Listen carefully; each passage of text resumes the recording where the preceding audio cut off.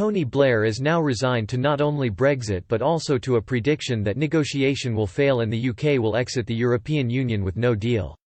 Mr. Blair, who is spending the coronavirus lockdown at his home, has described his current thoughts on the Brexit process.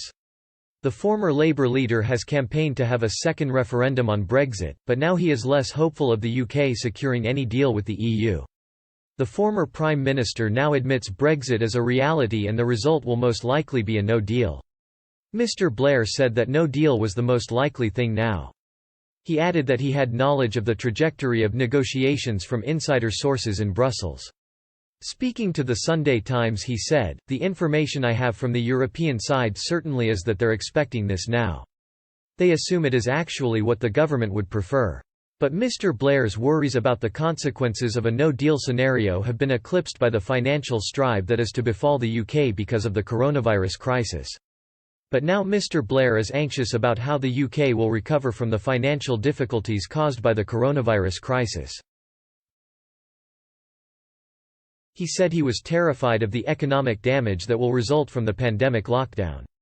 Mr. Blair believes that the only way for the UK to recover from the current pandemic is to perform mass testing on a scale the UK hasn't yet come close to. He described the government's reticence to perform mass testing because of the cost.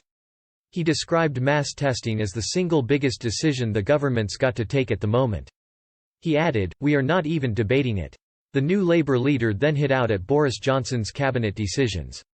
He urged the Prime Minister to recall competent senior Tories.